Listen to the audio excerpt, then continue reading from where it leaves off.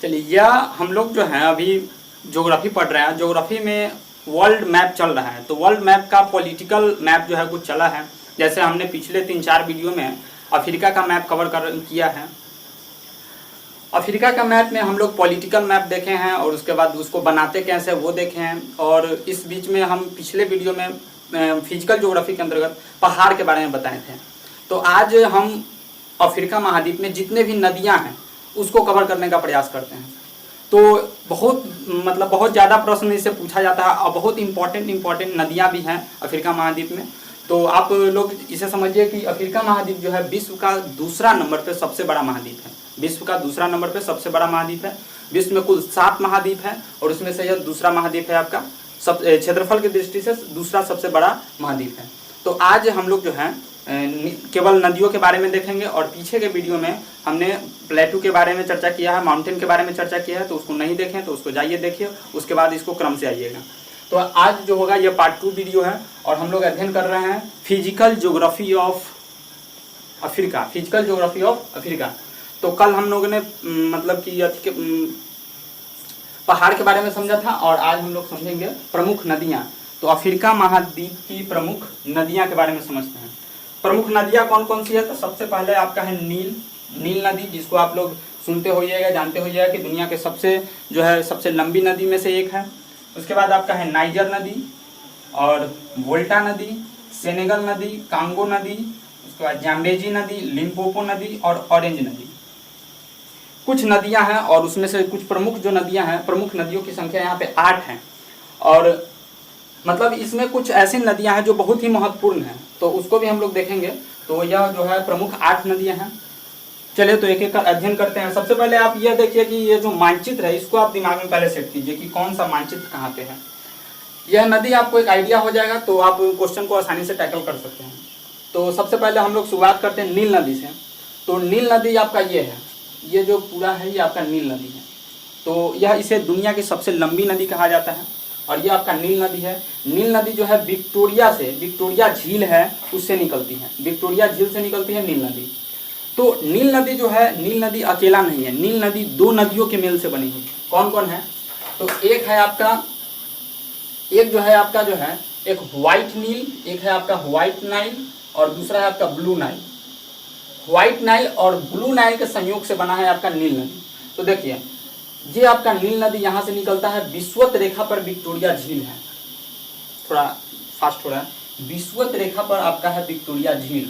आपको बताए थे कि अफ्रीका महाद्वीप जो है, अफ्रीका महाद्वीप एक ऐसा महाद्वीप है जिससे 3 रेखाएं, 3 जो काल्पनिक रेखा हैं वो गुजरती है। कर्क रेखा भी, मकर रेखा भी और विषुवत रेखा, तीनों गुजरती है यहाँ से।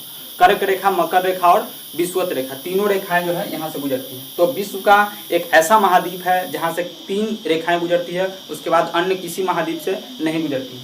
तो कर्क रेखा, मकर रेखा और आपका जो है विषुवत रेखा, तीनों यहाँ से गुजरती हैं। तो यह जो है आपका है विषुवत रेखा। तो विषुवत रेखा जो है अफ्रीका महाद्वीप को 2 बराबर भागों में, लगभग 2 बराबर भागों में बांट देती है। तो विषुवत रेखा पर जो है आपका है विक्टोरिया झील।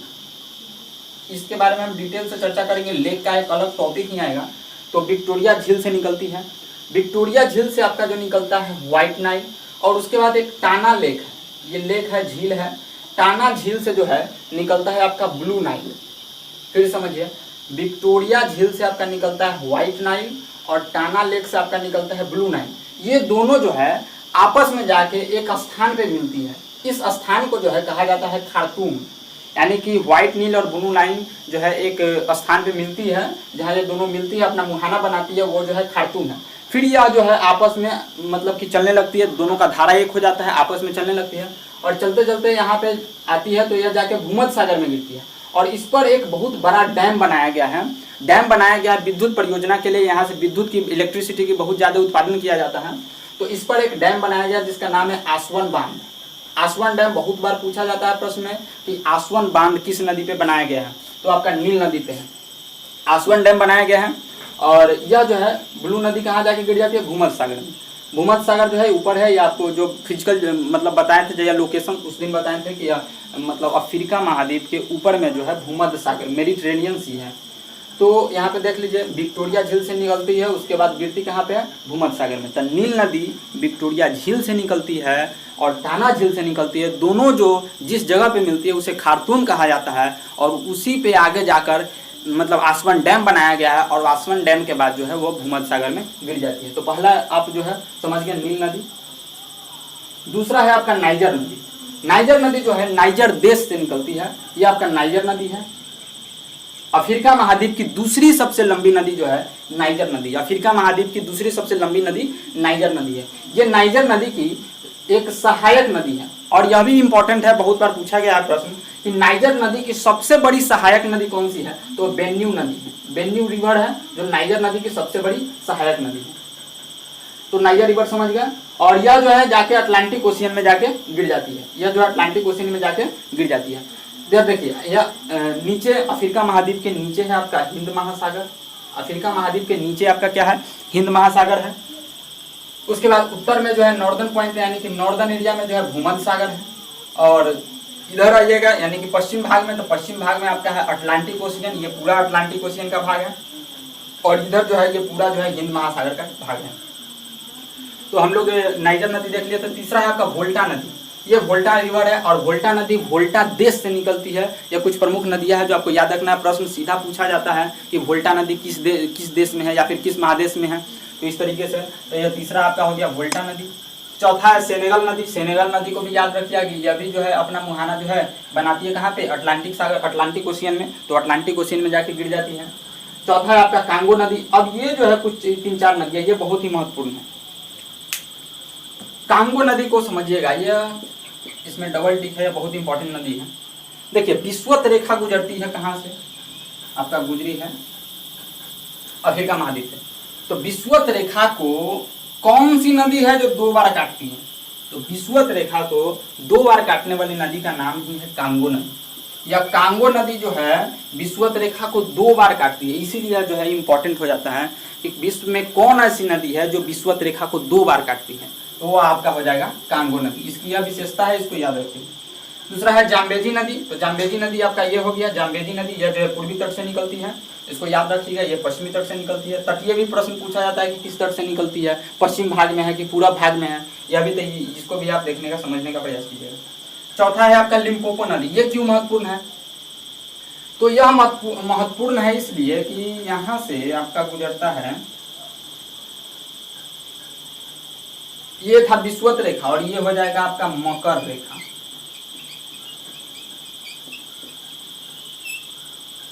आपको बताया था कि अफ्रीका महाद्वीप से 3 रेखाएं गुजरती है, तीनों काल्पनिक रेखाएं गुजरती है यहाँ से। ये आपका है कर्क रेखा, कर्क रेखा, दूसरा पे आपका विषुवत रेखा, और तीसरा है आपका मकर रेखा। तो मकर रेखा को 2 बार काटने वाली नदी का नाम है लिम्पोपो नदी। तो यह बहुत ही महत्वपूर्ण है कि विश्व में कौन ऐसी नदी है जो मतलब कि मकर रेखा को 2 बार काटती है, तो लिम्पोपो नदी। लिम्पोपो नदी मकर रेखा को 2 बार काटती है। और तीसरा है आपका ऑरेंज नदी, जो आपका ये है ऑरेंज रिवर। तो मुख्य रूप से 8 नदियां थी, कौन कौन सी, नील नदी, नाइजर नदी, वोल्टा नदी, सेनेगल नदी, कांगो नदी, जाम्बेजे नदी, और उसके बाद लिम्पोपो नदी, और ये आपका ऑरेंज नदी। तो इस तरीके से आप समझ लीजिए। और ये जो है आपका ये वोल्टा नदी है, ये अपना मुहाना जो है गिनी की खाई, यहाँ पे जो है गिनी की खाई है, ये गिनी की खाई है, गल्फ ऑफ गिनी। यह भी प्रश्न पूछा जाता है गल्फ ऑफ गिनी कहाँ पे है, तो गल्फ ऑफ गिनी जो है आपका अफ्रीका में है, तो इसको भी याद रखिएगा। तो कुछ इस तरह से हम लोग आज क्लियर किए कि मतलब कि अफ्रीका महाद्वीप में कौन कौन से नदियाँ हैं, और नदियों की विशेषताओं के बारे में हम आगे बात करेंगे, और इसका जो कहाँ से निकलती है और इसकी क्या विशेषता है। जैसे विक्टोरिया झील है, तो विक्टोरिया झील दुनिया का सबसे बड़ा जो है मीठे पानी का झील में से एक माना जाता है, तो इसकी विशेषताओं के बारे में बात करेंगे। फिर उसके बाद टाना झील के बारे में बात करेंगे, और यहाँ से एक भ्रंश घाटी निकली है, यानी कि ये वाला जो भाग जो है अब टूट के अलग हो रहा है, ये वाला भाग टूट के अलग हो रहा है। तो कुछ भ्रंश घाटी से निर्मित नदियाँ भी है, उसकी भी बात करेंगे, तो वो नेक्स्ट वीडियो में आएगा। यहाँ पे कुछ समझ लीजिए, ये जो है आपका ये मेडागास्कर है, मेडागास्कर द्वीप देश है। तो यह जो था पहले मतलब कि अफ्रीका का ही एक पार्ट था, लेकिन यह जो है मतलब पीछे कुछ वर्षों में जो है, कुछ सालों में, कुछ लाख वर्षों में जो है यह इससे टूट के अलग हो गया है। तो यह मेडागास्कर द्वीप है। तो यह भी प्रश्न है कि अफ्रीका महाद्वीप का सबसे बड़ा द्वीपीय देश कौन, तो मेडागास्कर। अफ्रीका महाद्वीप का सबसे बड़ा द्वीपीय देश मेडागास्कर। तो मेडागास्कर और अफ्रीका के बीच, मेडागास्कर और अफ्रीका के बीच एक जल संधि है, मतलब इसके बीच में जल संधि है। अब दो स्थल भाग जल ही के माध्यम से जुड़ेंगे तो इसके बीच जो जलीय सक्रिय क्षेत्र है इसको हम लोग बोलते हैं मोजाम्बिक चैनल। तो मोजाम्बिक चैनल किन दो स्थलों को अलग करता है? तो अफ्रीका महाद्वीप और ये मेडागास्कर। तो यह मोजाम्बिक चैनल क्यों है? तो यहाँ पे ये जो इसका जो तटीय देश है, ये वाला देश यहाँ पे, इसको बोला जाता है मोजाम्बिक। आपको जो है पीछे का वीडियो नहीं देखे तो देखिए, उसमें देश के बारे में बताए थे कि कौन सा देश का लोकेशन कहाँ पे है। तो ये जो यहाँ पे है मोजाम्बिक देश, तो मोजाम्बिक देश से सटा हुआ है, इसलिए इसको बोला जाता है मोजाम्बिक चैनल। तो मोजाम्बिक चैनल और मोजाम्बिक चैनल जो है कि मोजाम्बिक चैनल किसको अलग करता है? तो मेडागास्कर देश और मोजाम्बिक देश को। तो इसे आप समझे होंगे। तो कुछ इंपॉर्टेंट नदी फिर से एक बार दोहरा लीजिए कि ये जो लिम्पोपो नदी जो है, लिम्पोपो नदी यह जो है आपका मकर रेखा को 2 बार काटती है, और कांगो नदी क्या बार काटती है? 2 बार काटती है। किसको? विषुवत रेखा को। बेन्यू जो है नाइजर नदी की सबसे बड़ी सहायक नदी है। दूसरे नंबर पर सबसे बड़ी नदी कौन सी है? नाइजर नदी। अब इसका लंबाई कितना है, इसमें और भी महत्वपूर्ण बातें होंगी, तो वो हम लोग नेक्स्ट वीडियो में बात करेंगे। और वीडियो पसंद आया तो लाइक शेयर एंड सब्सक्राइब कीजिए और ज़्यादा से ज़्यादा वीडियो को शेयर कीजिए। Thank you for watching this video.